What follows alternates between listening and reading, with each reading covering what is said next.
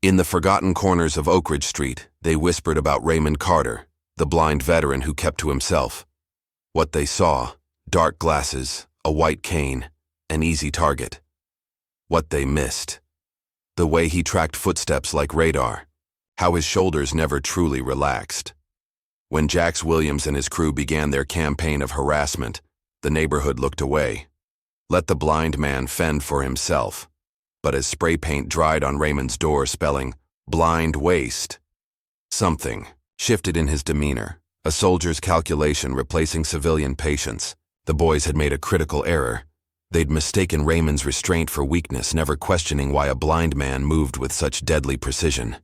They'd soon learn what his enemies in Afghanistan discovered too late. Before losing his sight in combat, Raymond Carter wasn't just any SEAL. He was the one they called Ghost Hand, the operator who thrived in darkness when others couldn't see. Just before we get back to it, I'd love to know where you're watching from today, and if you're enjoying these stories, make sure you're subscribed. The mid-morning sun beat down on Oak Ridge Street as Raymond Carter made his way along the cracked sidewalk. His cane tapped rhythmically against the concrete, creating a metronome that matched his steady, confident pace. At 52, Raymond cut an imposing figure despite his disability. Tall, broad-shouldered, with close-cropped salt and pepper, hair and dark sunglasses that obscured his sightless eyes. "Morning, Mr. Carter," called Mrs. Wilson from her porch. Raymond tilted his head in her direction, lips curving into a slight smile. "Morning, Mrs. Wilson.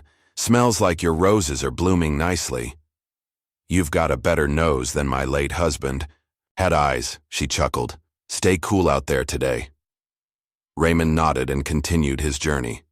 He'd been living in this neighborhood for 3 years now, ever since he'd decided city life wasn't for him anymore. His modest apartment at the corner of Oak Ridge and Elm wasn't much, but it was his, a quiet sanctuary in a neighborhood that had seen better days. Behind him, laughter erupted. Young, mocking laughter. "Look at that. Man's like a robot," a voice jeered.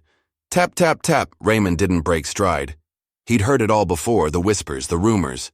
Some said he was just some washed-up veteran living off government checks. Others claimed he'd gone blind from drinking. None of them knew the truth, and Raymond preferred it that way. "Yo, Stevie Wonder, what's in the bag?" another voice called. "Out." Raymond clutched his grocery bag closer. Inside were cans of tuna. Not for him, but for the strays that gathered behind his building. He'd named each one, could recognize them by their footfalls and the unique timbre of their meows. The voices belonged to Jax Williams and his cousin Rico Taylor, 18 and 17 respectively, high school dropouts who'd appointed themselves the unofficial rulers of Oak Ridge Street. Raymond had never seen their faces, but he knew their voices, their scents, the weight of their footsteps on pavement. "Just ignore them," a woman whispered as she passed Raymond. "Those boys are nothing but trouble." Raymond nodded again. That woman was Diane Foster, a teacher at the elementary school 2 blocks over. Raymond remembered everyone's voice, categorized them in his mind. Friends, neutrals, potential threats. As Raymond rounded the corner to his apartment building, a crumpled fast food wrapper hit him square in the back. He paused momentarily, shoulders tensing, then continued walking. The boy's laughter faded as he entered his building. Inside his apartment, Raymond moved with practiced ease. He didn't need sight to navigate the space he'd meticulously organized. Everything had its place, furniture positioned for efficient movement, cabinets labeled with raised dots, floors kept immaculately clear of obstacles. He emptied his groceries, placing each item exactly where it belonged. When finished, he reached for a small bowl, filled it with tuna, and made his way to the back door that led to a small patch of concrete behind the building. "Come on, friends," he called softly. Within moments, the familiar sound of padded feet approached. "Hello, Scout. Hello, Midnight. Hello, Lady." He greeted each cat by name as they came to eat, recognizing them by their movements and sounds. After feeding the cats, Raymond returned inside and changed into fresh clothes. Tuesday meant the community center, where he volunteered twice a week. He had just finished buttoning his shirt when a knock came at his door. "It's open, Myra," he called. The door opened, and Myra Johnson stepped inside. At 34, Myra worked as a social worker for the county, assigned to check on disabled veterans in the area. Over the past 2 years, she and Raymond had developed, a friendship that went beyond her professional duties. "How do you always know it's me?" Myra asked, the smile evident in her voice. "Lavender hand lotion and coffee," Raymond replied. "And you always knock 3 times, pause, then 2 more. Myra laughed, a warm sound that filled the sparse apartment. "One of these days I'll wear different perfume just to throw you off." "Wouldn't work," Raymond said, a rare smile crossing his face. "Your footsteps are distinctive. Light on the heel, heavy on the toe." Myra set her bag down on his counter. "Ready for the center. Mrs. Palmer is expecting you to help with the sink again. Says no plumber in the city has your sense of touch." Raymond nodded, reaching for his cane. "Lead the way." As they walked to the community center, Myra filled Raymond in on neighborhood gossip. She described the new mural on the side of the grocery store, the pothole the city had finally fixed, the for sale sign in front of the Anderson place. "Those Williams boys were at it again yesterday," she said, her voice dropping. "Broke the windows at the old pharmacy. Police came, but nobody's pressing charges." Raymond's jaw tightened slightly. "Jax and Rico." "You know them?" Myra asked. Surprised. "Know of them," Raymond corrected. "They've taken to following me sometimes. Making comments." Myra stopped walking. "Raymond, you should have told me. That's harassment. We can report." "They're just kids," Raymond interrupted. "Misguided, bored, looking for reactions." "Kids can do real damage," Myra argued. Raymond started, walking again. "I've handled worse." At the community center, Raymond worked efficiently. He fixed Mrs. Palmer's sink, identifying the problem by touch alone, a loose fitting that was causing the leak. He helped set up chairs for the afternoon. Bingo game. He sat with Mr. Adams, a Vietnam veteran with early dementia, listening patiently as the man told the same story 3 times. It was nearly 4 when Raymond left, declining Myra's offer to walk him home. "I know these streets better than most people with sight," he assured her. "Same time Thursday?" "I'll be here," she promised. Raymond took his usual route home, but something felt different. The air had shifted, carrying new tensions. He slowed his pace, listening intently. Footsteps behind him. 5 sets. Young, energetic. One dragging slightly. Rico's distinctive gait. The smell of cheap cologne and cigarettes. Jax and his crew. Raymond continued walking, his senses heightening as they had countless times before in much more dangerous situations. He counted the distance to the next intersection, mapped escape routes in his mind. "Yo, old man," Jax called out. "Hold up a minute." Raymond paused, turning toward the voice. "Can I help you boys with something?" The group surrounded him in a loose semicircle. Raymond could feel their positions, sense their movements.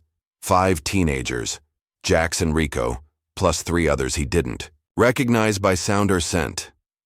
"We've been watching you," Jax said, circling Raymond slowly. "Curious about something." "What might that be?" Raymond asked calmly. "You live alone. No visitors except that fine social worker lady. No family coming around." Jax stepped closer. "Got us wondering what you might have stashed away in that apartment." Raymond smiled thinly. "I'm afraid you'd be disappointed. Disabled veterans' pension doesn't leave much for stashing."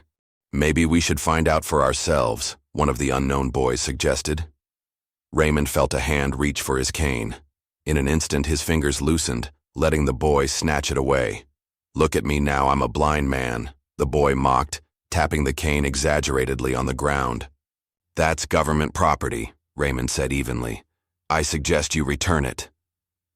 Rico stepped forward, shoving Raymond's shoulder. "Or what? You gonna call the cops? Tell 'em you saw us take it?" The boys laughed. Raymond stood perfectly still, calculating.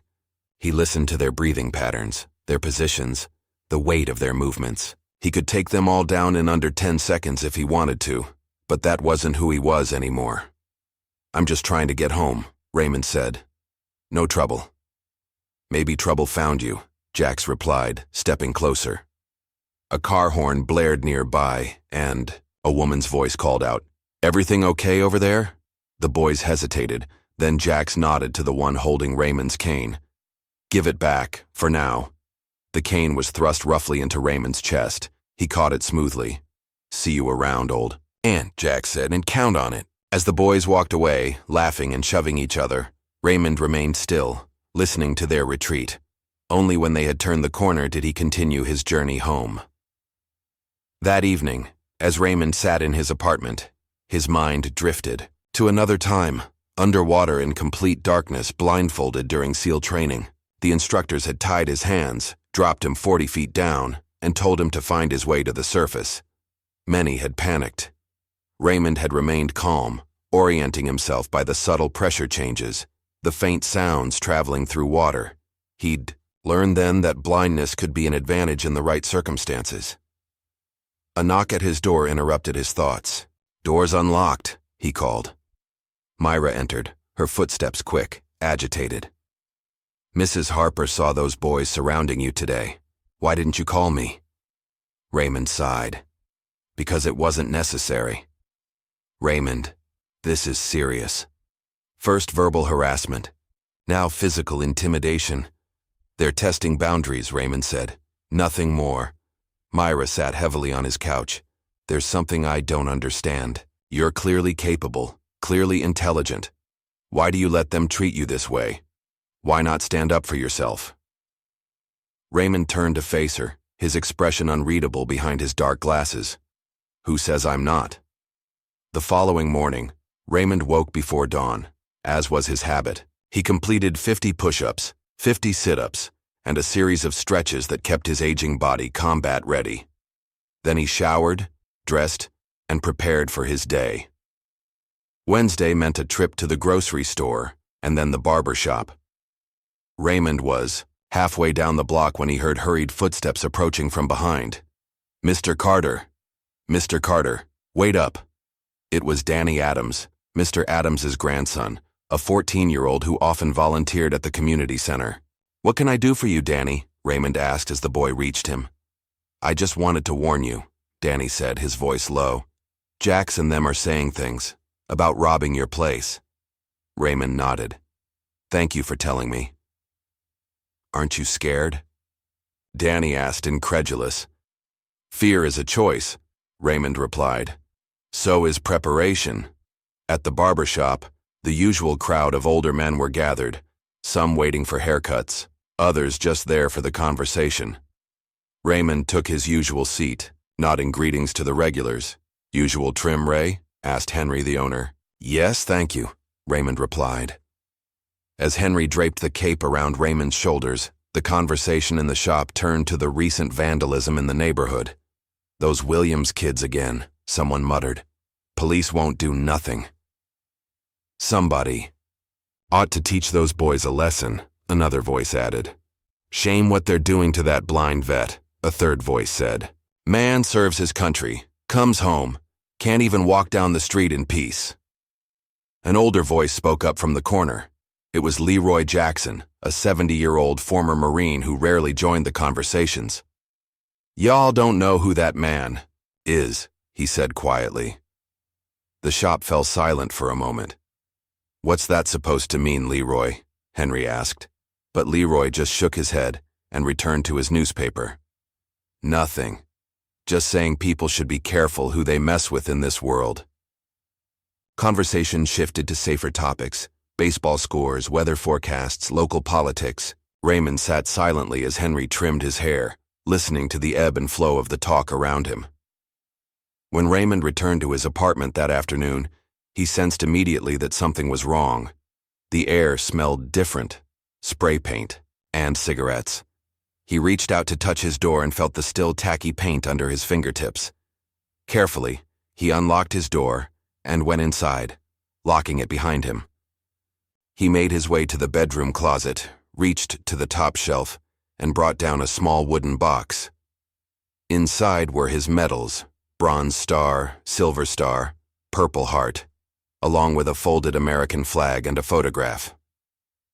Raymond ran his fingers gently over the items, seeing them in his mind's eye.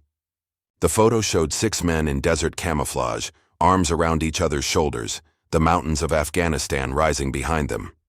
5 of those men were still alive. The 6th had died in Raymond's arms.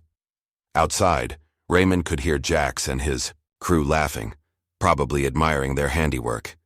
He replaced the items in the box, returned it to the shelf, and went to make himself dinner.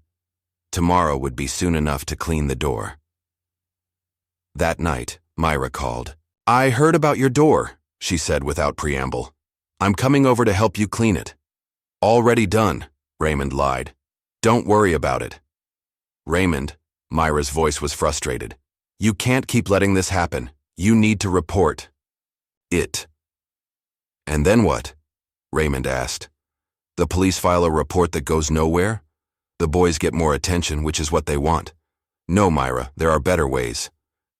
"What ways?" she demanded. Raymond was silent for a long moment. Some fights are won before the first punch is thrown. The next morning, Raymond heard the whispers as he walked down the street. People had seen his door, seen the words, "Blind Waste," painted in crude letters. Some offered help, which he politely declined. Others just watched him pass, their silence heavy with pity or curiosity. At the corner store, the owner, Bill Thompson, refused to let Raymond pay for his coffee. "On the house today," Bill insisted. "And Ray, if you need anything at all, you just let me know." Raymond nodded his thanks and left. He didn't want charity or pity. What he wanted was respect, not just for himself, but for everyone in the neighborhood who lived in fear of Jax and his crew. As he approached his building, Raymond heard Jax's voice again, closer this time. "Look who it is, the blind waste himself." Raymond stopped, turning toward the voice. "Good morning, Jax." The use of his name startled the boy. "How'd you know it was me?" "I may not have eyes that work, but I have other ways of seeing," Raymond replied. "For instance, I know there are 4 of you. You, Rico, and 2 others, one wearing heavy boots, one with keys jangling in his pocket." The boys shifted uncomfortably. "I also know you're the ones who painted my door," Raymond continued. "The paint is still under your fingernails. I can smell it." "Man, that's freaky," one of the unknown boys muttered. "What do you want?" Jax demanded, trying to maintain his bravado. "Nothing," Raymond said simply. "Just heading home." "Yeah, well, next time it won't just be your door getting messed up," Jax threatened. Raymond nodded. "That's your choice, just like it's my choice how I respond." He turned and continued to his building, feeling their eyes on his back the entire way. Inside, Raymond went straight to his phone and dialed Myra's number. "It's time," he said when she answered. "I need you to look into something for me." The morning sunlight filtered through the blinds in Raymond's apartment as he methodically cleaned his door, removing the spray paint with careful, practiced motions. 3 years of living alone had taught him to handle such tasks efficiently, even without sight. As he worked, he listened to the neighborhood waking up, doors opening and closing, cars starting, children's voices as they headed to school. Across the street, in a rundown duplex with peeling paint, Jax Williams paced, his bedroom, his mind racing. Raymond Carter was getting too much attention. People were talking about him, offering help, showing sympathy. It made Jax's blood boil. "We need to do something bigger," Jax told his cousin Rico, who was sprawled on the threadbare couch, scrolling through his phone.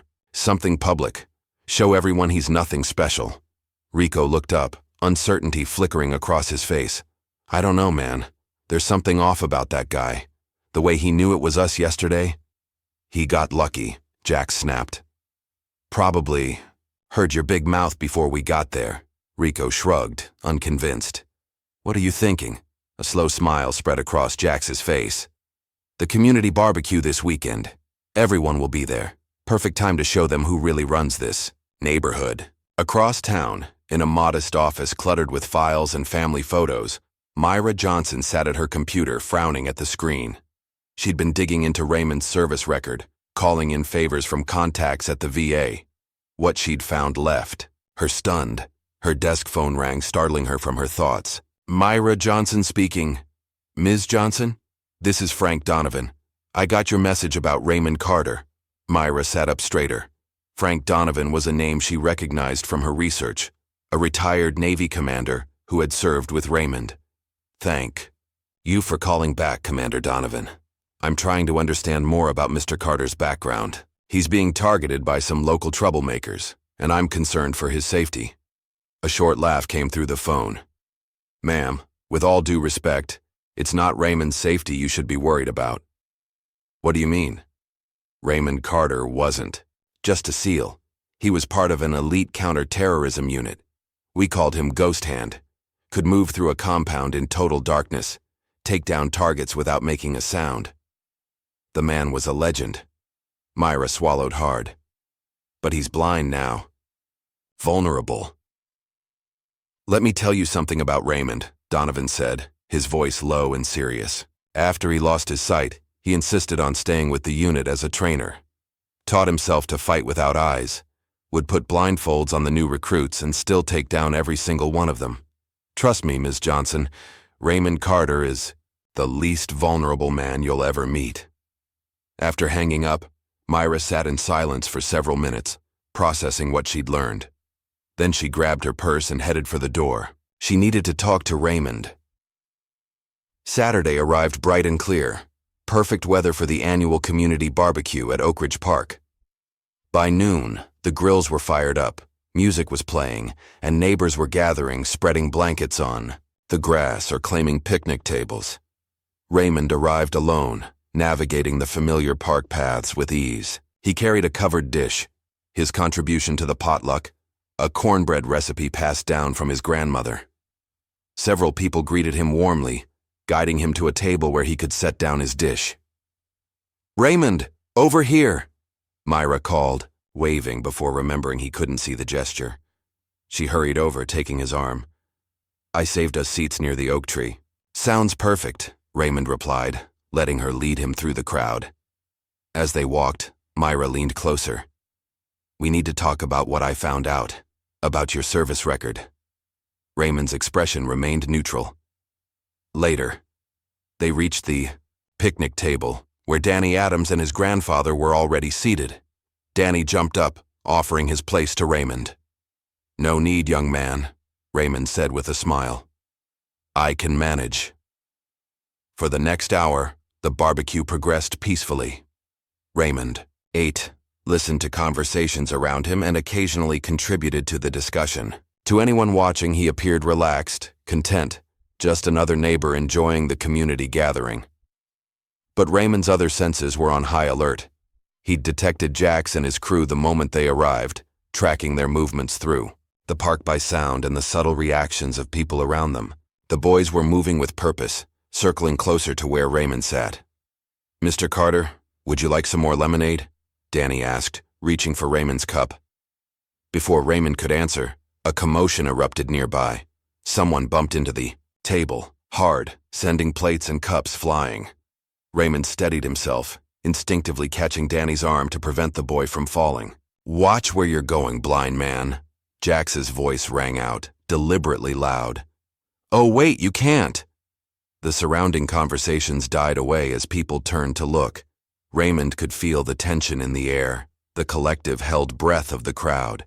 "My mistake," Raymond said calmly, reaching down to pick up a fallen napkin.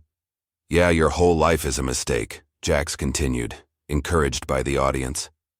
"Government waste, taking up space, pretending to be useful." Raymond remained silent, his face impassive behind his dark glasses. "What's wrong? Cat got your tongue?" Jax moved closer, deliberately invading Raymond's space. "Or are you just scared?" In one fluid motion, Jax shoved Raymond hard. Not expecting the attack, Raymond stumbled backward, losing his balance and falling to the ground. Phones came out as people recorded the confrontation. Some gasped in shock, but no one intervened. "Stop it," Myra shouted, stepping between them. "Leave him alone." Jax ignored her, circling Raymond, who was now sitting in the dirt. "Look at the big, bad blind man now. Not so tough, are you?" Raymond didn't respond. Instead, he turned his head toward a sound only he had detected. A small child crying nearby, frightened by the confrontation. With deliberate calmness, Raymond rose to his feet, brushed off his clothes, and walked toward the child. "It's all right," he said softly, kneeling down. "Everything's fine. What's your name?" "Lisa," the little girl whispered. "Well, Lisa, I bet you have the prettiest smile in the whole park. Would you show it to me? I can't see it, but your mom can. Tell me if I'm right." The child giggled, her fear forgotten. Her mother, standing nearby, gave Raymond a grateful look. Without acknowledging Jax or the crowd still watching, Raymond picked up his cane and walked away, his back straight, his movements fluid and controlled. But Myra, walking beside him, noticed his knuckles whitening around the handle of his cane. Back at his apartment, Raymond sat in silence for a long time. The humiliation burned, not because he cared what Jax thought, but because he had allowed it to happen in front of the entire neighborhood. He had maintained his cover, kept his promise to himself not to return to the violence of his past. But at what cost? As darkness fell, Raymond rose and moved through his apartment with the silent grace that had earned him his code name. He went to the windows, checking the locks. He placed a chair under the doorknob, not because he feared Jax, but out of long-ingrained habit. Then he moved to the center of his living room and began to practice. His movements were precise, flowing from one form to another, martial arts techniques modified for a man without sight. He'd developed these exercises during his recovery, training his body to fight using only sound, touch, and spatial awareness. His hands cut through the air, blocked invisible attacks, struck with controlled power. Across the neighborhood, in the back room of the community center, Myra sat with an open laptop, staring at old news articles. One headline caught her eye. SEAL team rescues hostages in daring night raid. The accompanying photo showed soldiers in full tactical gear, faces blurred for security. But the caption mentioned Lieutenant Raymond Carter as the team leader. Myra picked up her phone and dialed Raymond's number. It rang several times before he answered. "You could have defended yourself today," she said without preamble. "Why, didn't you?" There was a long pause before Raymond replied. "That part of my life was meant for war, not kids." "They're not just kids, Raymond. They're dangerous. What they're doing is criminal." "And what would you have me do? Break Jax's arm in front of the whole neighborhood? Become the violent blind veteran they already half believe I am?" Myra sighed. "I'm not saying that. But you can't keep letting them target you." "I'm not," Raymond said quietly. "But there are ways to fight without fighting." The conversation ended shortly after, with Myra promising to check on him the next day. As she hung up, she couldn't shake the feeling that something had changed in Raymond's voice. A resolution, a decision made. The following night, Jax and Rico crept toward Raymond's apartment building. Rico looked nervous, constantly glancing over his shoulder. "This is stupid, man," he whispered. "We should just leave him alone." "Shut up," Jax hissed. "I want to see what he's got in there. Maybe some meds we can sell, maybe cash." They reached Raymond's door, and Jax pulled out a small crowbar. Working quickly, he pried open the window next to the door, creating just enough space for Rico to squeeze through. "Go on," Jax urged. "I'll keep watch." Reluctantly, Rico climbed through the window, landing as quietly as possible in Raymond's living room. The apartment was dark and silent. Rico fumbled for his phone, turning on the flashlight. The beam swept across the room, revealing sparse, neat furnishings. Rico moved toward the bedroom, where a small wooden box sat on the dresser. He opened it cautiously. Inside were medals, gleaming in the flashlight beam. Rico picked up one, reading the inscription. "Silver Star, Operation Phantom Dagger." Beneath, it lay a photograph of soldiers in combat gear. He recognized Raymond immediately, younger, standing tall, eyes clear and focused. Rico's blood ran cold. He replaced the medal carefully and backed out of the room, suddenly eager to leave. But as he turned toward the window, his foot caught on something, a tripwire Raymond had set up. A lamp crashed to the floor, shattering in the silence. "Jax!" Rico hissed in panic. "We gotta go!" Outside, Jax heard the noise and ran. leaving Rico to scramble out the window alone. As Rico fled down the street, he couldn't shake the image of that medal, that photograph. The man they had been tormenting wasn't who they thought he was. The next morning, Raymond discovered the broken window and lamp. He ran his fingers along the floor, finding shoe prints in the dust. Size 10, worn on the outside edge. Rico's, distinctive footwear. As Raymond cleaned up the glass, his mind was already formulating a plan. The boys had crossed a line. It was time to show them who they were really dealing with. That night, as Jack slept fitfully in his bedroom, he was unaware of the silent figure outside his window. Raymond stood in the shadows, listening to the house, mapping its layout in his mind. He wasn't there to hurt anyone, just to gather information, to prepare. Back in his apartment, Raymond walked slowly to his closet, pulled out a sealed chest from the back corner, and removed the lock. Inside lay folded his old uniform, his dog tags, and a set of combat knives, mementos from a life he had thought was behind him. He ran his fingers over the knives, feeling their familiar weight and balance. Then he closed the chest, replaced it in the closet, and sat on the edge of his bed. Not yet, he whispered to himself, but soon. The morning after the break-in, Raymond made his way to the hardware store 6 blocks from his apartment. His movements were purposeful, his mind working through calculations and strategies that had once been second nature to him. "Morning, Mr. Carter," greeted Tom Bailey, the store owner. "What can I help you with today?" "Fishing line, the strongest you have. And some small bells," Raymond replied, his deep voice steady.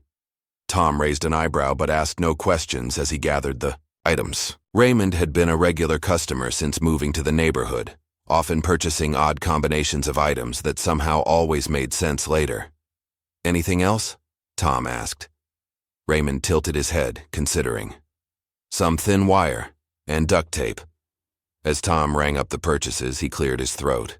"Heard about what happened at the barbecue, and that someone broke into your place. You okay?" "I'm fine," Raymond assured him. "Just taking some precautions."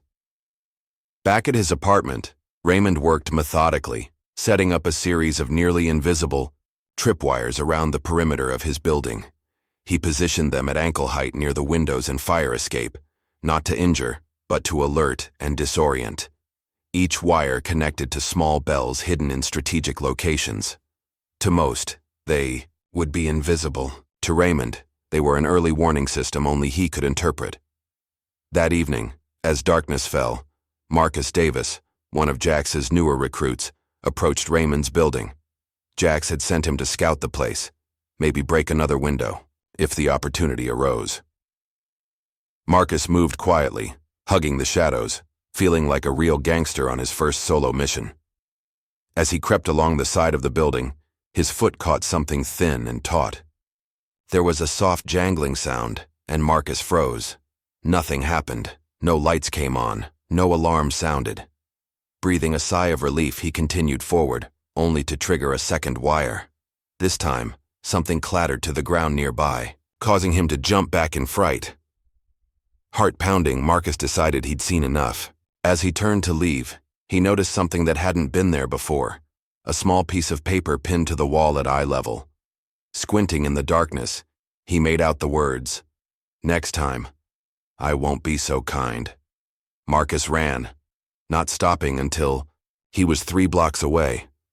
When he finally paused to catch his breath, he realized his hands were shaking. Something about that note, about the precision of those hidden wires, had triggered a primal fear in him.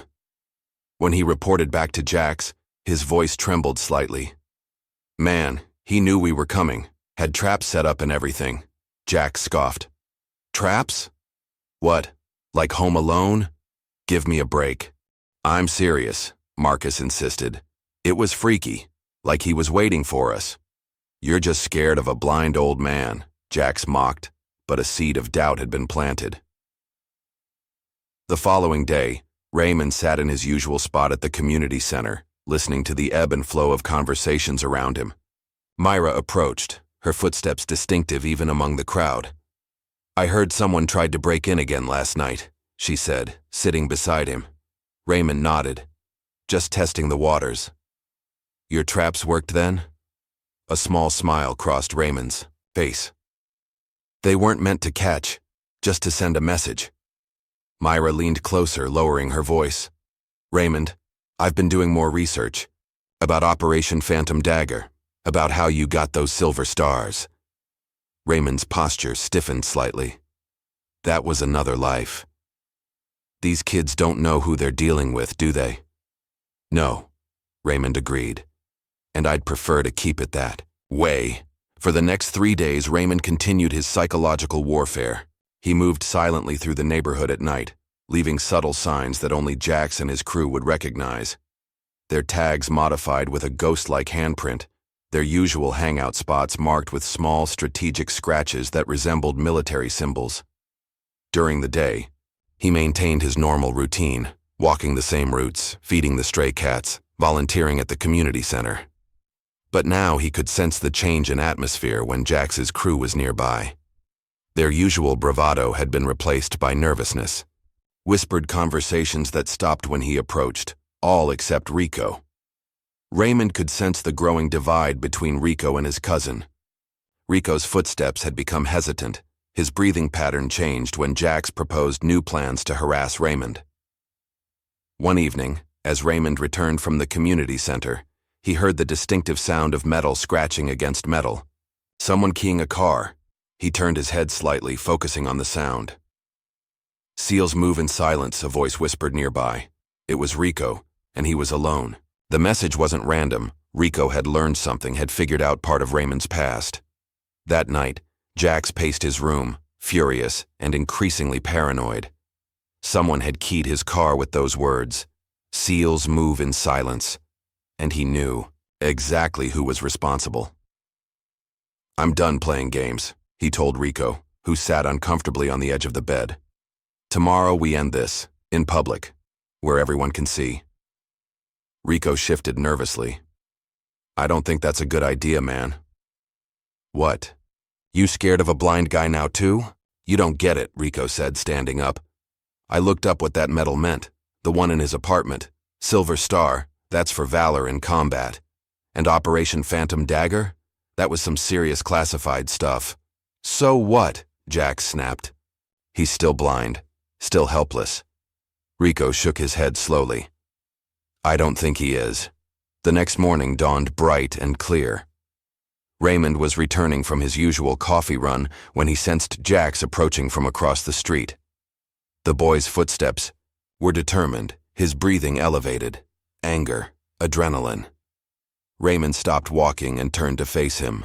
"Good morning, Jax." "Ain't nothing good about it," Jax snarled, getting right in Raymond's face. "You think you're smart? Messing with my car? Setting up those stupid wires?" Raymond remained perfectly still. "I don't know what you're talking about." "Liar!" Jax shoved Raymond hard, but this time Raymond was ready. He shifted his weight slightly, absorbing the impact without moving. Frustrated, Jax swung a wild punch aimed at Raymond's face. With a slight tilt of his head, Raymond avoided the blow completely. Jax swung again, and again, Raymond moved just enough to let the fist pass harmlessly by. A crowd began to gather, watching in fascination as Jax continued his assault, growing more frustrated with each missed punch. Raymond didn't strike back, didn't raise a hand in defense. He simply wasn't where the blows landed, moving with a calm efficiency that made it look like Jax was fighting a ghost. Finally, winded and humiliated, Jax lunged forward in a desperate tackle. Raymond sidestepped smoothly, and Jax went sprawling face first onto the sidewalk. The gathered crowd murmured in amazement. "He didn't even touch him," someone whispered, and still won. Raymond extended a hand toward Jax. "Need help up?" Jax slapped the hand away and scrambled to his feet. "This isn't over," he hissed, backing away. "Not by a long shot." As Jax retreated, Raymond could sense the shift in the community's perception. The whispers had changed from pity to something approaching respect. But he took no satisfaction in it. The confrontation had forced him to reveal a fraction of his abilities, and he knew what would come next. Escalation. That afternoon, Raymond received a visitor he hadn't expected. Rico Taylor stood nervously at his door, shifting from foot to foot. "Can I come in?" Rico asked, his voice uncertain. Raymond nodded and stepped aside. Inside, Rico marveled at how organized everything was, how a blind man could navigate this space with such confidence. "You were Navy, weren't you?" Rico asked finally. "Not just Navy, something special." Raymond sat down, gesturing for Rico to do the same. "Why are you here, Rico?" Rico swallowed hard. "To warn you, Jax is madder than I've ever seen him. He's called in some older guys from uptown, guys with real weapons. And you're telling me this because..." Rico paused, struggling to articulate his feelings. "Because what we've been doing is wrong. And because whatever you were before, whoever you were, you didn't deserve this." Raymond nodded slowly. "Thank you for the warning." After Rico left, Raymond sat motionless for a long time, his mind drifting back to Afghanistan. The mission had gone wrong from the start. Bad intelligence, unexpected resistance. His team had been ambushed in a narrow mountain pass. In the chaos that followed, Raymond had dragged his wounded teammate to cover, shielding the man's body with his own when the grenade landed nearby. The explosion had taken his sight but saved his friend's life. That night, Raymond prepared. He moved his furniture, creating clear paths throughout the apartment. He positioned weapons in strategic locations, not guns, but items that could be used effectively. A heavy flashlight by the door, a walking stick near the window, a kitchen knife behind the bathroom door. He changed into dark clothing, removed his watch and anything that might make noise. Then he waited, listening to the neighborhood settling into its nighttime rhythm. Around midnight he heard them, multiple sets of footsteps approaching his building, moving with attempted stealth. 5 people, maybe 6, one with a distinctive limp, another breathing heavily, a smoker. Jax's voice whispering instructions, the subtle metallic sound of a weapon being checked. They didn't trip his outer alarms. Someone had warned them about the tripwires. Probably Rico, despite his change of heart. Raymond didn't hold it against him. Loyalty was a complicated thing. The intruders split up, covering different entry points. Raymond remained perfectly still in the center of his living room, tuning his senses to track each one. The window latch being tested. Footsteps on the fire escape. Someone picking the lock on his back door. The first one to enter was the smoker. Raymond could pinpoint him by scent alone. The man moved cautiously into the dark apartment, flashlight beams sweeping across the room. Raymond waited until the beam passed him, then moved. 3 silent steps brought him behind the intruder. A precisely applied pressure point to the neck, and the man collapsed without a sound. The second and third intruders entered through the bedroom window. Raymond was waiting, having calculated the most likely entry points. He used the environment to his advantage. A strategically placed end table caused one to trip, crashing into the other. Before they could recover, Raymond had incapacitated both with quick, efficient strikes to pressure points that would leave them unconscious, but unharmed. The fourth intruder, hearing the commotion, burst through the front door, wielding what sounded like a baseball bat. Raymond ducked the wild swing, caught the bat on its backswing, and used the man's momentum to send him stumbling into the wall. A quick strike to the solar plexus left him gasping on the floor. Only Jax remained, cornered in the stairwell outside. Raymond could hear his panicked breathing, the creak of the floorboards as he shifted his weight, preparing to flee. "Lesson's over," Raymond called softly, his voice carrying in the silence. Jax's response was to charge up the stairs, swinging a crowbar wildly. Raymond deflected the blow with his forearm, twisted the weapon from Jax's grasp, and pinned him against the wall. Not hurting him, just immobilizing him. "Listen carefully," Raymond said, his voice calm but firm. "This ends tonight. No more vandalism, no more harassment, no more breaking into people's homes." "What are you gonna do?" Jax spat, struggling against Raymond's grip. "Kill me? If I wanted to hurt you, you'd already be hurt," Raymond replied. "But that's not who I am anymore." He released Jax, stepping back. "Go home. Take your friends with you when they wake up. And remember, next time, I might not be so restrained." Jax stood frozen for a moment, then turned and fled down the stairs. Raymond listened to his retreating footsteps, then returned to his apartment to check on the other intruders. None were seriously injured, just unconscious or winded. He positioned them near the door for easy exit once they recovered, then sat down in his chair to wait. One by one, the intruders awoke and slipped away into the night. None spoke. None looked back. By dawn, Raymond was alone again, his apartment silent except for the ticking of the clock on the wall. The commotion from the previous night had not gone unnoticed. By mid-morning, patrol cars were parked outside Raymond's building, and Officer Mike Daniels was knocking on his door. "Mr. Carter, got a minute?" the officer called. Raymond opened the door, dressed in his usual neat attire, no sign of the previous night's activities. "Good morning, officer. What can I do for you?" "Got reports of a disturbance here last night. Loud noises, possible break-in." Officer Daniels studied Raymond's face, looking for signs of trauma or distress. "You okay?" "I'm fine," Raymond replied calmly. "Had some unwelcome visitors, but they left without causing much trouble. A small crowd had gathered in the street below, neighbors watching with curious eyes. Mrs. Wilson from across the hall stepped forward. "Those hooligans have been harassing Mr. Carter for weeks," she told the officer, "breaking his windows, vandalizing his door, and he never once complained." Others joined in, each sharing stories of how Raymond had been targeted, how he had remained dignified through it all. "He never threw the first punch," someone insisted. "Not once." Officer Daniels looked increasingly uncomfortable as more neighbors spoke up. The narrative was clearly shifting from possible assault to justified self-defense. The crowd parted as Myra arrived, slightly out of breath from running. "Raymond?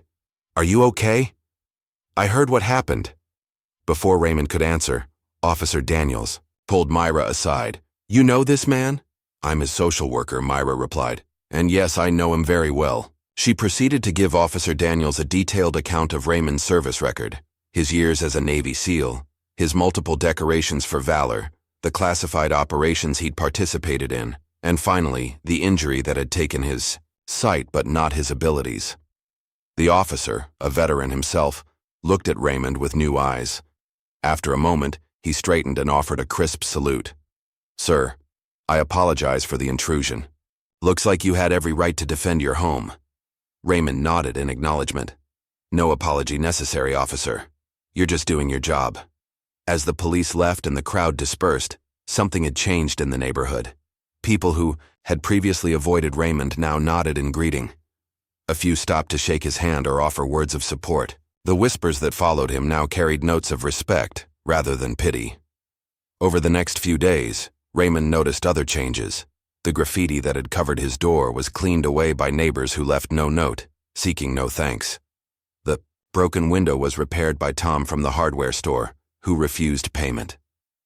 "Least we can do," he insisted. Even the physical space around Raymond seemed different. People made way for him on the sidewalk not out of pity for his blindness, but out of respect for who he was. Strangers greeted him by name, having heard the story from others. A week after the incident, Myra brought news during her regular visit. "Jax is in juvenile detention," she told Raymond. "Not just for what he did to you, but for a string of other offenses. The judge made an example of him." Raymond nodded, taking in the information without visible reaction. "And the others?" "Rico's been keeping his nose clean, even volunteered at the community center yesterday." Myra paused. "The older guys? The ones with weapons? They've disappeared. Word is they don't want anything to do with the blind man's neighborhood anymore." That afternoon, Raymond and Myra took their usual walk through the park. The air was warm, filled with the sounds of children playing, dogs barking, life continuing its normal rhythm. "You never talk about it," Myra said suddenly. "Your time as a SEAL. What it was like." Raymond was quiet for a moment, considering. Then he began to speak, telling her about his first mission, a hostage rescue in Somalia that had gone perfectly. He described the camaraderie, the trust between team members, the feeling of knowing your life depended on the man next to you and his depended on you. "We were a family," he concluded, Different backgrounds, different beliefs, but united by purpose. Myra listened, realizing this was the most Raymond had ever shared about his past. "Do you miss it?" she asked. "Parts of it," Raymond admitted. "The brotherhood, the clarity of purpose." They continued walking, their friendship deepening in the wake of shared confidences. That evening, Raymond received an unexpected phone call. The gruff voice on the other end identified himself as Colonel James Walker, Raymond's former commanding officer. "Heard about your little adventure," Walker said without preamble. "Taking on gang members at your age. Still got it, huh?" Raymond smiled slightly. "Just protecting home territory, sir. Well, some of the boys wanted to check in on you. Harris, Rodriguez, Thompson. They're in the area next month. Thought they might stop by." For the first time in years, Raymond felt a spark of genuine excitement. His old team, coming to visit. "I'd like that, sir."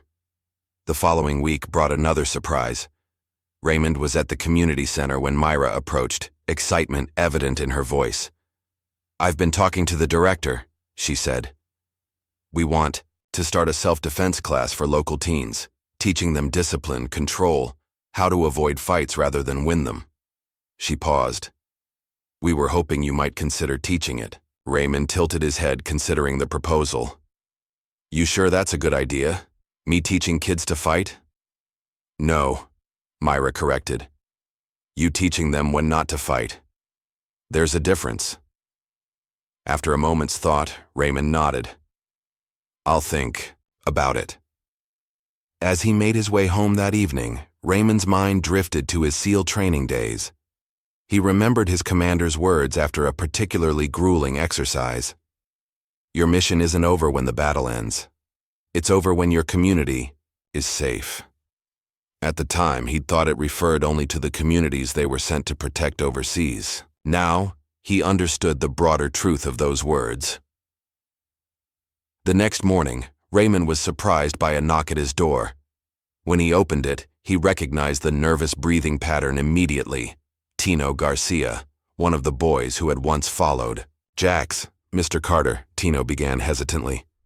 "I heard you might be starting a class at the center. Teaching, you know, how to defend yourself." "Possibly," Raymond replied. "Why do you ask?" "I was wondering."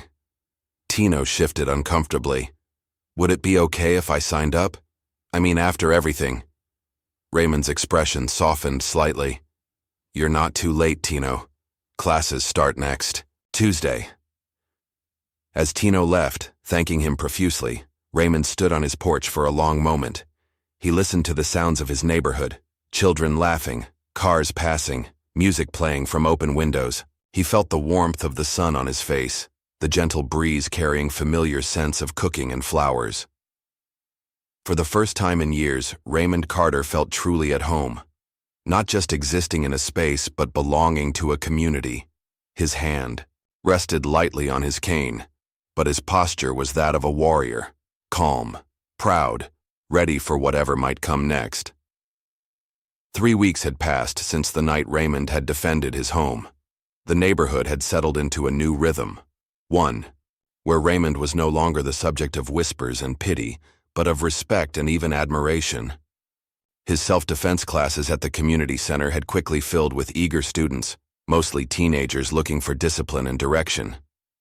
Raymond was returning from his morning coffee run when he sensed Myra approaching. Her footsteps hurried, her breathing pattern indicating concern. "Raymond," she called, catching up to him. "I need to tell you something." He stopped, turning toward her voice. "What's wrong?" "Jax Williams was released yesterday," Myra said, her voice low. "Early release, due to overcrowding. His record's still sealed because he's a juvenile, but he's back in the neighborhood." Raymond absorbed this information silently, his expression unchanged behind his dark glasses. "Then his lessons aren't done yet," he said finally. "What does that mean?" Myra asked, worry evident in her tone.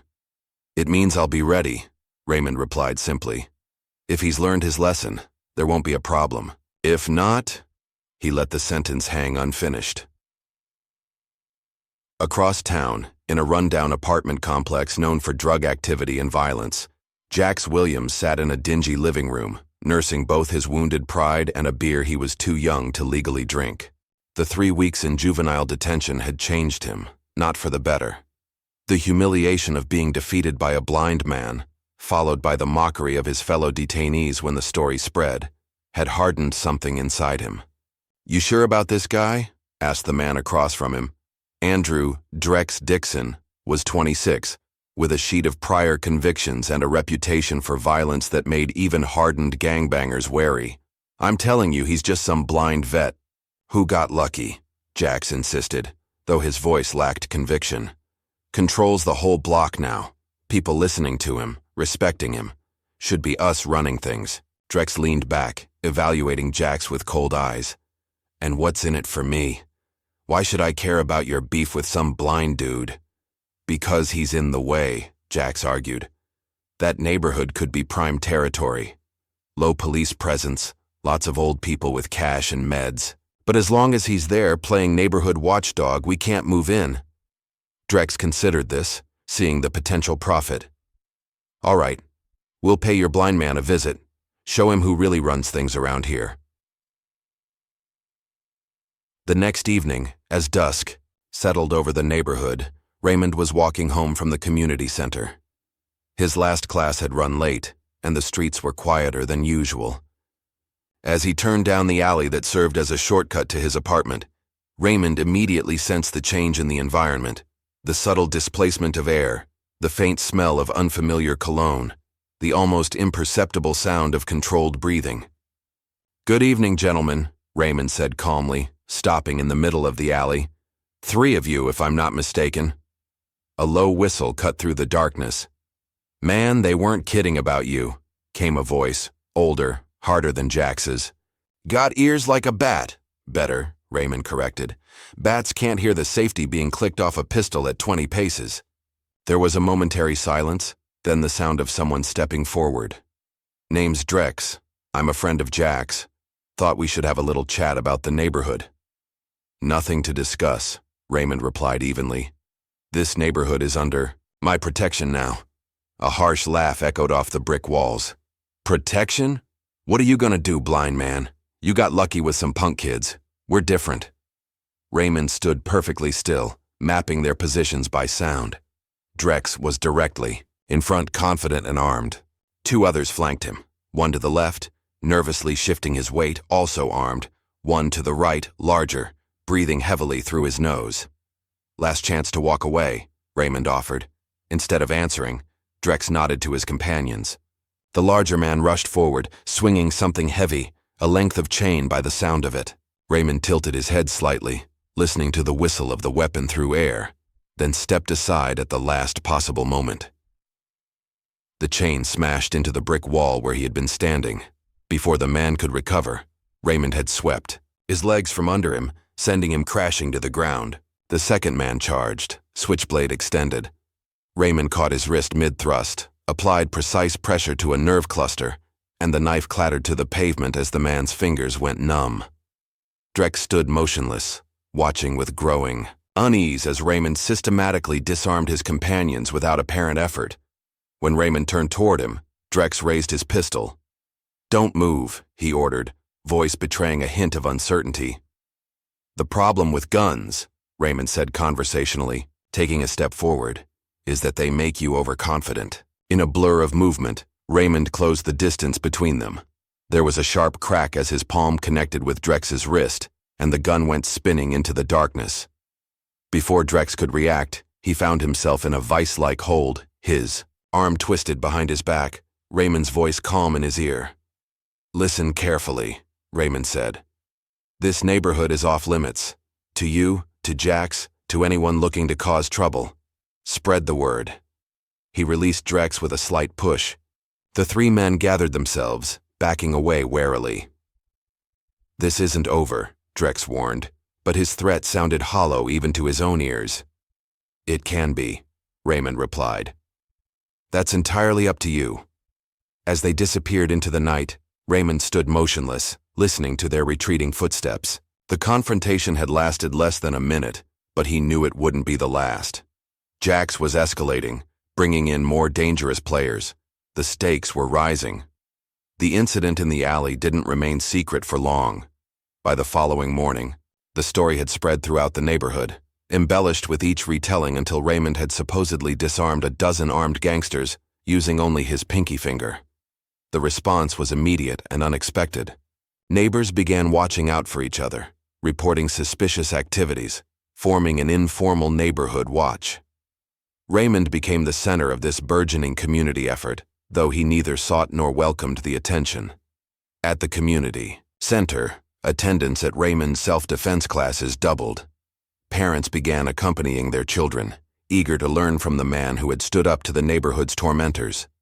Among the new faces was one Raymond recognized immediately: Rico Taylor, Jax's cousin who had warned him about the night raid. Rico kept to himself during class, watching silently from the back, his expression unreadable. After class, as the other students filtered out, Rico approached Raymond. "Mr. Carter," he began hesitantly, "I heard about what happened with Drex." Raymond nodded. "Word travels fast." "Jax is furious," Rico continued, lowering his voice. "He thinks you've made him look weak. He's planning something big to get back at you and the whole neighborhood." "And you're telling me this because?" Rico hesitated, choosing his words carefully. "Because I'm done with all that. Seeing you that night, how you could have hurt us, but didn't. It made me think about things differently." Raymond considered this, head tilted slightly as though studying Rico's face despite his blindness. "There's a wall needs repainting at the community center," he said finally. "Graffiti. Myra's looking for volunteers." Rico nodded, understanding the implied invitation. "I'll be there tomorrow morning." As Rico turned to leave, Myra entered, witnessing the exchange with surprise. "Was that Rico Taylor?" she asked after he'd gone. "He's looking for a way back," Raymond explained. "Everyone deserves that chance." Myra sat beside him, her voice serious. "There's something else you should know. Some of Jax's new friends, they're not just neighborhood thugs. They're connected to actual gangs. Drex has a record for armed robbery, assault. This is getting dangerous, Raymond." "It already was," Raymond replied calmly. "The difference is now they know it too." Across town, Jax paced angrily in Drex's apartment, furious at the night's failure. "You said you'd handle him," he shouted. "Three of you couldn't take down one blind man?" Drex's eyes narrowed dangerously. "Watch your tone, boy. That blind man is something else. Military trained, special forces maybe. This isn't some game anymore." "So what, we just give up?" Jax demanded. "Let him win?" "No," Drex replied, his voice hardening. "We change tactics. Stop going after him directly. Hit him where it really hurts." "What do you mean?" Drex smiled coldly. "That community center he cares so much about. Imagine if something were to happen to it." Jax considered. This, a slow smile spreading across his face. "Like a fire?" "Exactly." Drex nodded. "Accidents happen all the time in old buildings like that." The plan took shape quickly. They would strike at night when the building was empty. Molotov cocktails through the windows would ensure maximum damage. The message would be clear. "Cross Drex and Jax, and everything you care about burns." Unknown to them, Tino Garcia, one of Jax's former followers who had since joined Raymond's class, overheard their conversation at a local convenience store. Horrified, he slipped away and ran straight to Raymond's apartment. "Mr. Carter," Tino gasped, pounding on Raymond's door. "They're going to burn down the community center. Tonight." Raymond listened calmly as Tino explained what he'd overheard. When the boy finished, Raymond nodded once. "Thank you for telling me, Tino. Go home now. Stay there." After Tino left, Raymond made 2 phone calls, one to Myra, warning her to stay away from the center that night, and one to Officer Daniels, sharing what he'd learned. Then he began to prepare. Night descended on the neighborhood, bringing with it a tense silence. The community center stood dark and seemingly unprotected, its windows reflecting the moonlight. Inside, however, Raymond moved with silent efficiency, preparing the building as he had once prepared ambush sites in hostile territory. He had arrived hours earlier, using his intimate knowledge of the building's layout to set up a defensive perimeter. The center's newly installed security system had been temporarily modified, lights positioned to create momentary blindness when triggered, the sprinkler system recalibrated to deploy a special fire suppression foam rather than water. Raymond positioned himself near the main entrance, his senses tuned to the night. He wore dark clothing, his movements fluid and silent as he completed final preparations. This wasn't about fighting. It was about prevention, about ensuring that no one got hurt and the center remained standing. Around midnight, he detected movement outside, car doors closing softly, whispered instructions, the distinctive sound of glass bottles clinking together, 4 individuals approaching from different directions, trying to surround the building. Raymond recognized Jax's nervous breathing, Drex's confident stride. The other 2 were unknowns, but their movements suggested experience with this kind of operation. They converged on the building, each carrying makeshift incendiary devices, bottles filled with gasoline, rags serving as wicks. Drex positioned himself near the back entrance, chuckling softly. "That blind fool won't see this coming," he whispered to his companion. Inside, Raymond smiled thinly at the irony. He moved to the control panel he had installed earlier and waited for the perfect moment. Drex struck a lighter, the flame illuminating his face in the darkness. As he prepared to light the rag stuffed into the bottle, Raymond activated the system. Instantly, blinding light flooded the area, accompanied by a piercing alarm. The sprinklers deployed, coating Drex in fire suppression foam before he could throw the bottle. Disoriented and temporarily blinded by the sudden light, Drex stumbled backward, dropping the unlit Molotov cocktail. Before he could recover, Raymond was behind him, moving through the darkness with practiced ease. A precise strike to Drex's solar plexus left him gasping for air, followed by a sweep of his legs that sent him crashing to the ground. "Stay down," Raymond commanded, his voice cutting through the chaos. With efficient movements, he secured Drex's wrists with zip ties, then turned his attention to the others. On the other side of the building, Jax panicked at the sudden commotion. He dropped his bottle and fled down the alley, abandoning his companions, without hesitation. As he rounded the corner, a figure stepped into his path. "You can't keep doing this," Rico said, standing firmly in Jax's way. Jax skidded to a halt, surprise giving way to anger. "Get out of my way, traitor." "No," Rico replied, his voice steady. "It's over, Jax. The police are on their way." Fury overtook Jax's features. He lunged forward, fist raised to strike his cousin. Before the blow could land, a hand intercepted it, Raymond, appearing seemingly from nowhere to catch Jax's arm mid-swing. "Enough," Raymond said quietly. Jax struggled against Raymond's grip, fear and rage warring in his expression. "What are you going to do? Beat me up like you did Drex? Kill me?" Raymond released Jax's arm and stepped back. "I've never wanted to hurt you, Jax. Not once. That's not who I am." "Then what do you want?" Jax demanded, his voice cracking slightly. "For you to understand that your real enemy isn't me or Rico or this neighborhood," Raymond replied. "It's what's in here." He tapped his own chest. The anger. The need to prove yourself through destruction rather than creation. The fight seemed to drain out of Jax all at once.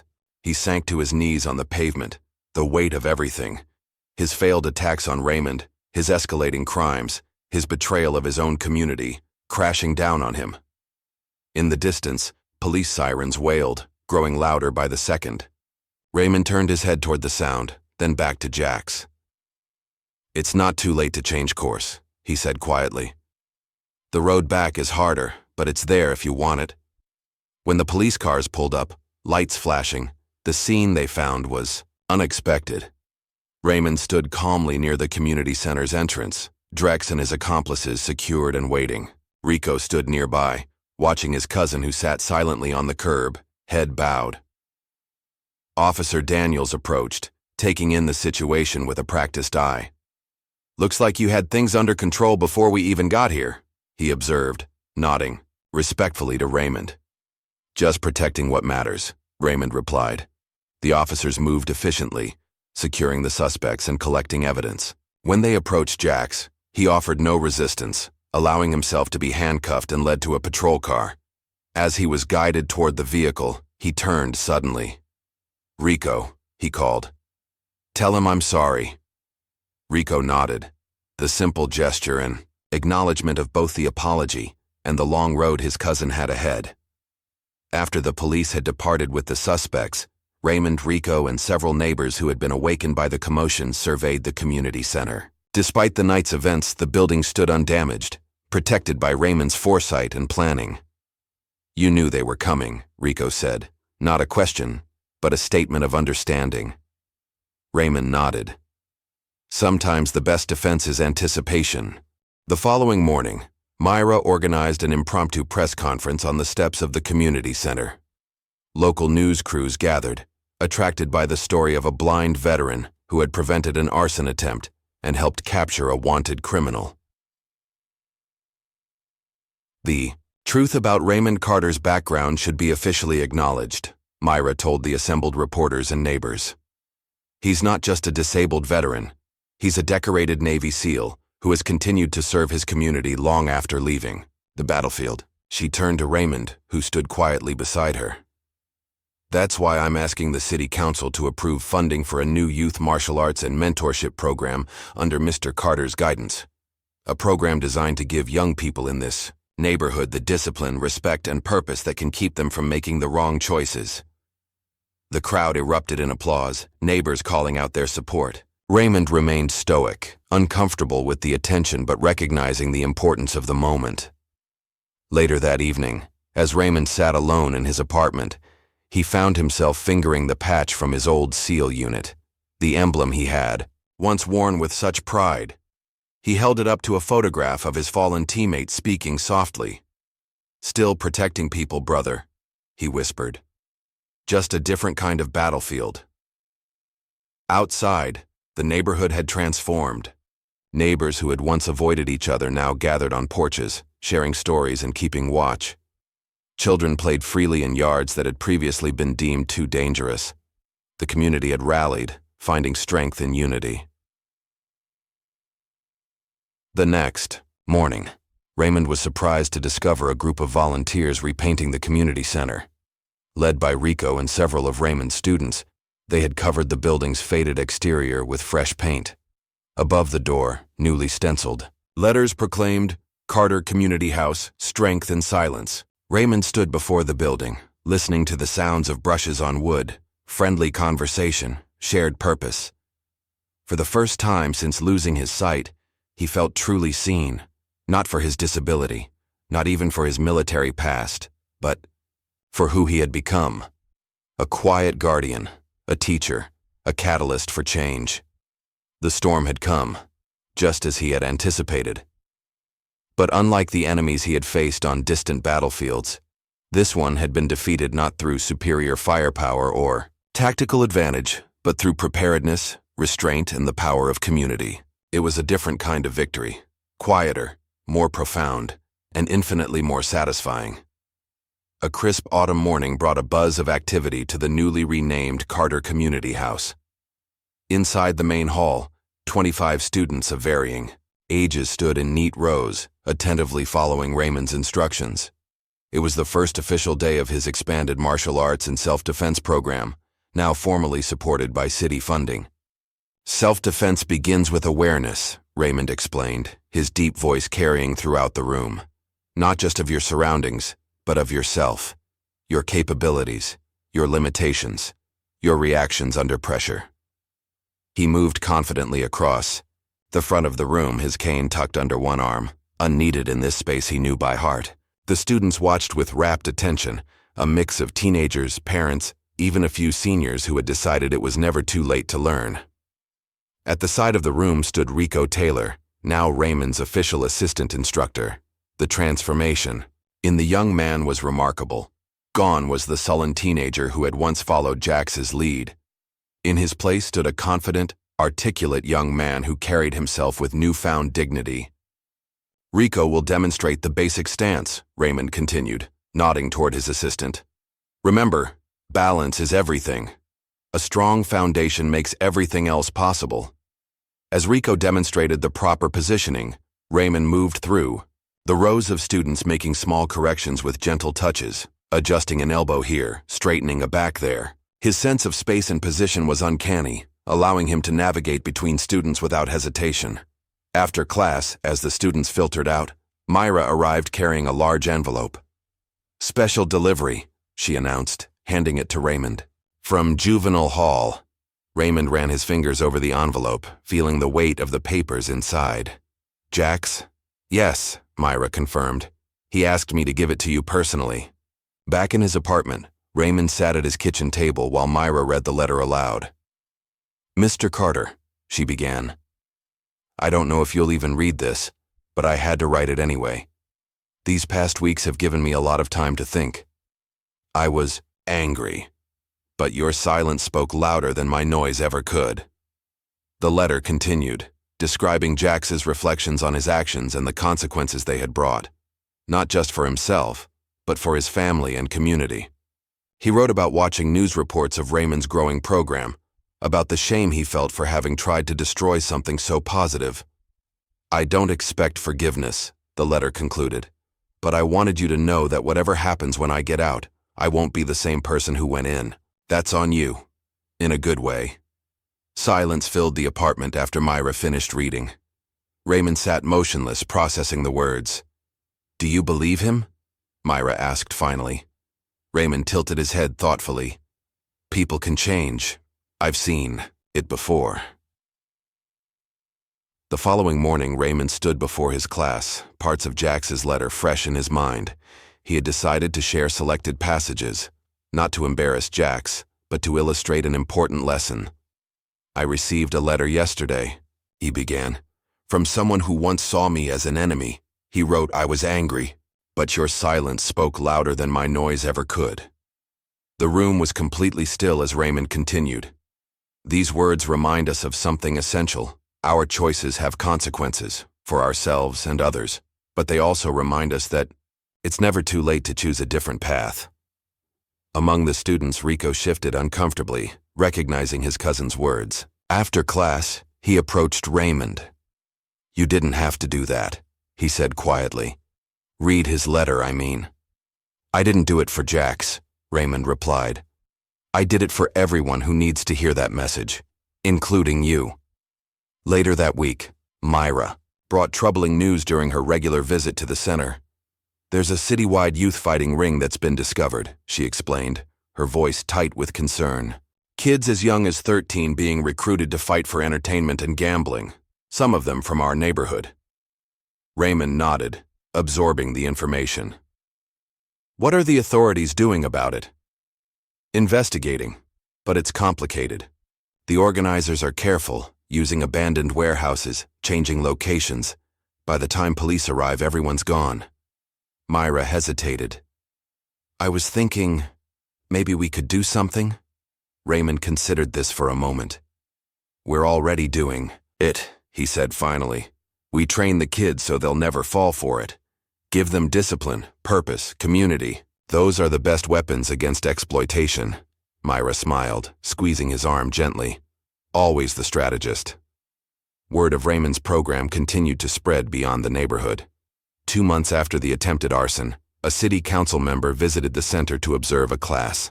Impressed by what she saw, she promised additional funding and support. Other instructors began volunteering their time.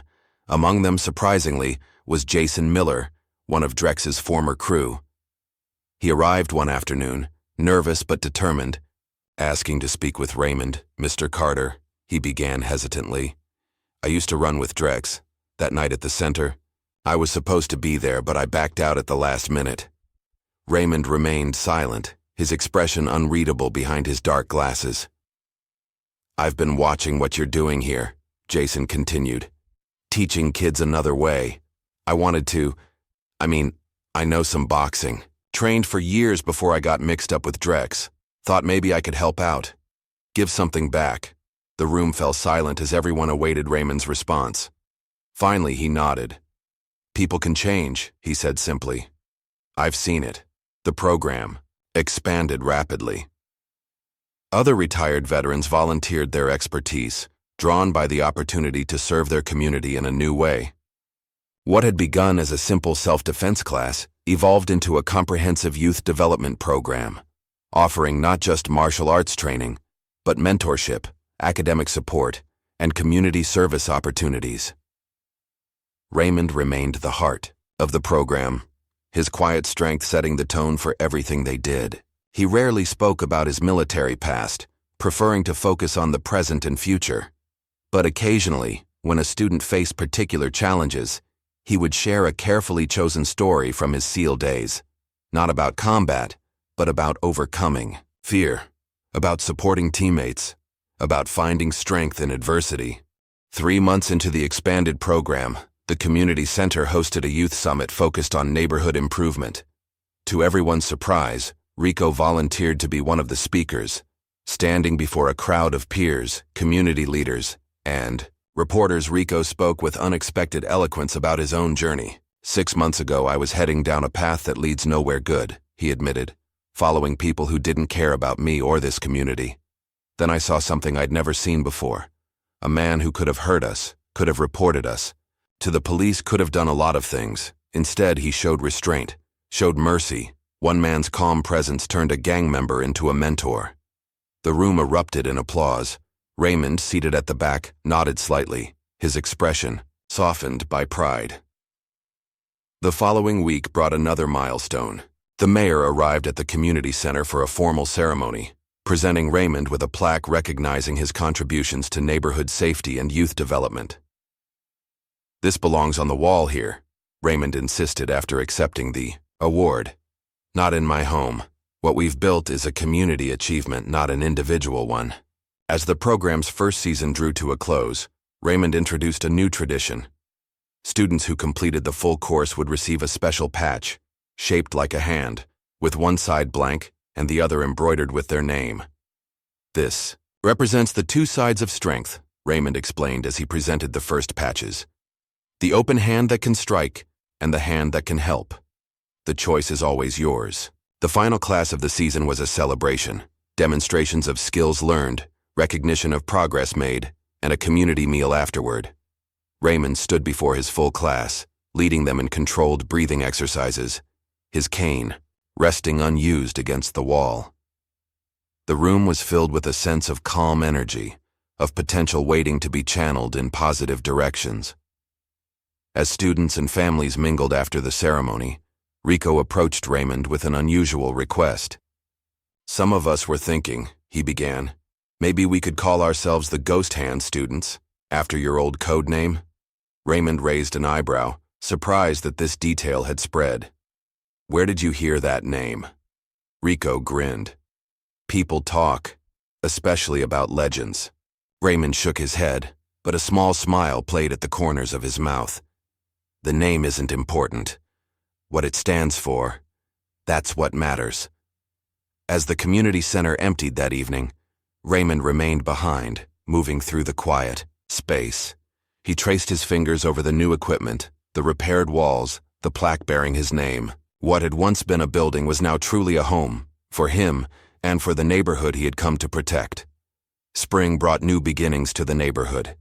Cherry blossoms dotted the trees lining Oak Ridge Street, their sweet scent carried on gentle breezes.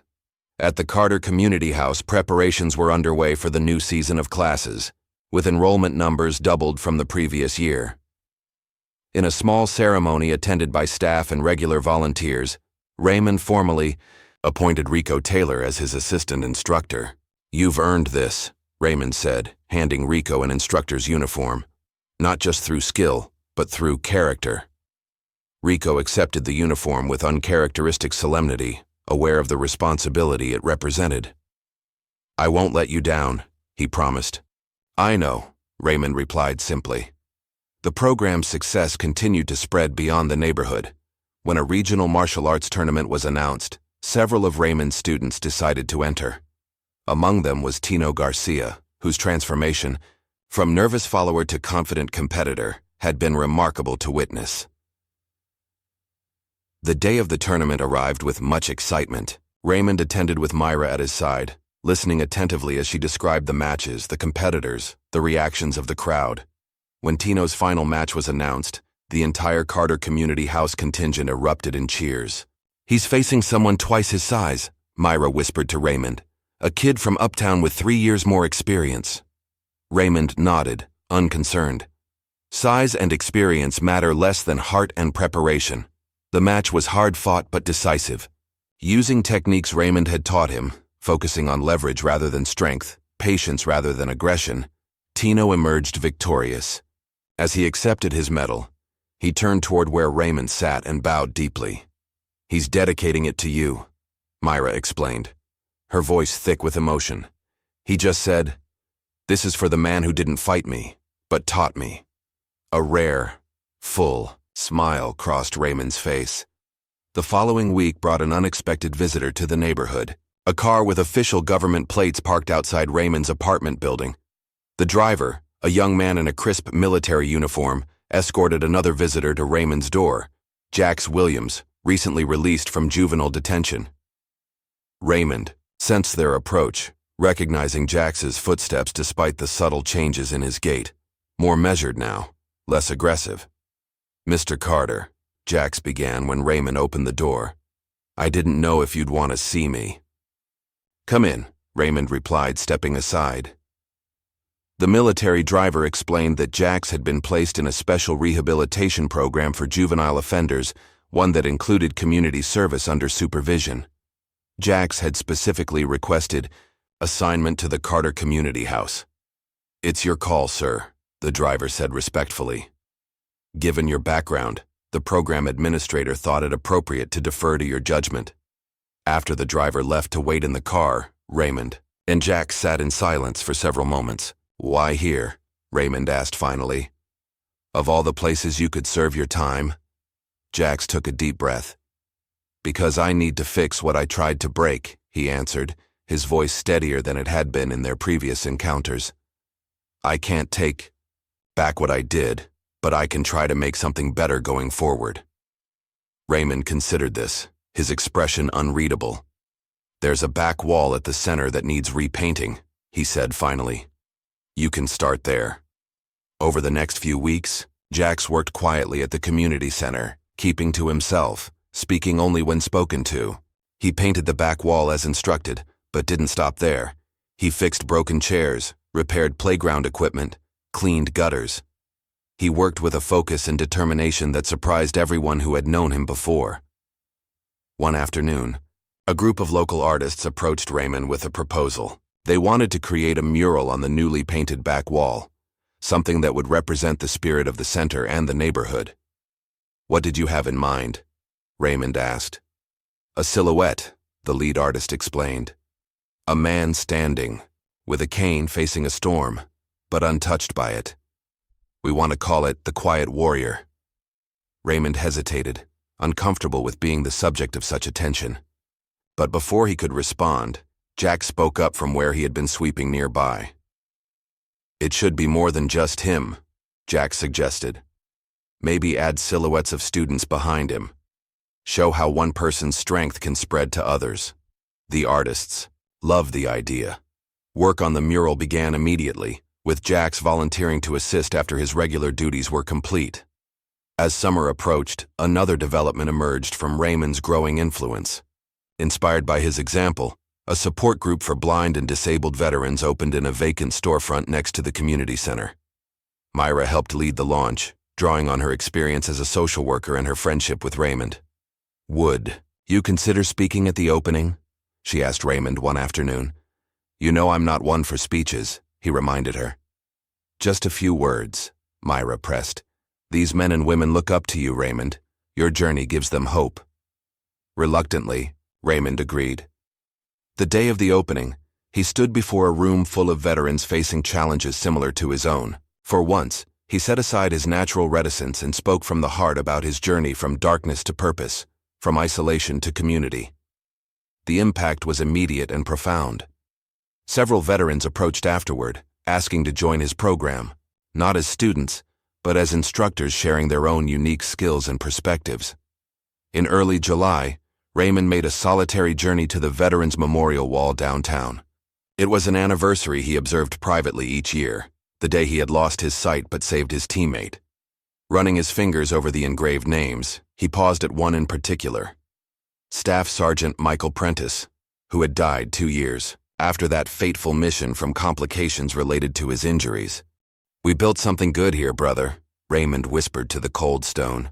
"Wish you could see it." As he turned to leave, Raymond was approached by a reporter who recognized him from news coverage of the community center. "Mr. Carter, the boss?" Reporter called. "Could I have a moment of your time? I'd love to do a feature story on your program." Raymond's first instinct was to decline, as he had with similar requests in the past. But something made him pause. Perhaps it was the anniversary. Perhaps the realization that wider attention could help other communities replicate what they had built. "A short interview," he agreed. "About the program, not about me." The reporter's story, published the following week, went viral. Requests poured in for interviews, television appearances, speaking engagements. Raymond declined most, preferring to stay focused on the neighborhood and the work that remained to be done. The mayor, sensing a political opportunity, declared an official Carter Community Appreciation Day in August. Despite Raymond's protests, the event moved forward, complete with music, food vendors, and speeches from local officials. "No speeches for me," Raymond insisted when Myra tried to prepare him for the event. "They'll expect something," she warned. "Then, they'll be disappointed," he replied firmly. But Raymond had underestimated his students. As the mayor called for him to come forward and speak, the entire class of young martial artists moved into formation at the center of the park. In perfect synchronization, they performed a kata, a choreographed sequence of movements that they had been practicing in secret for weeks. The demonstration ended with all students bowing deeply toward Raymond, their unified movement creating a wave of respect that needed no words. The crowd erupted in applause. Raymond, sensing what had happened through the sounds and Myra's whispered description, bowed in return, a rare public acknowledgement of his role as their teacher. As the celebration continued around him, Raymond found himself approached by an unexpected visitor, Myra's young daughter, Lily. "Mr. Raymond," the 7-year-old asked, tugging at his sleeve, "do you ever miss the battlefield?" Myra started to redirect her daughter, but Raymond held up a hand. He knelt down to the child's level, his expression thoughtful. "Every day," he answered honestly. "But here, I'm still fighting, just for a better kind of peace." That evening, as darkness fell and the celebration wound down, Raymond made his way home alone. He preferred it that way, walking the familiar streets guided by memory and sound. The neighborhood had changed so much in the past year. Businesses that had been boarded up were reopening. Families sat on porches that had once been abandoned. Children laughed and played in yards where drug deals had once taken place. The night was calm, filled with the ordinary sounds of a community at peace. Distant televisions, conversations. Through open windows, a dog barking at a squirrel. For the first time in a long time, Raymond felt a weight lift from his shoulders. Not the vigilance, that would never leave him, but the loneliness that had been his constant companion since leaving the service. As he climbed the steps to his apartment, Raymond paused, turning his face toward the gentle summer breeze. He listened to the distant laughter of children, to the music playing from a passing car, to the rhythm of a neighborhood finding its voice again. And for the first time in a very long time, Raymond Carter smiled, a full, unguarded smile that transformed his stern features. The man they had, once called Ghost Hand, had found his place, not on the battlefield, but here, in the quiet streets of a neighborhood that had become a home, among people who had become a family. His silence had indeed spoken louder than words ever could. Have you ever wondered what battles the quiet stranger next door might have fought before crossing your path? If this story moved you, like and subscribe for more tales of hidden strength and unexpected heroes.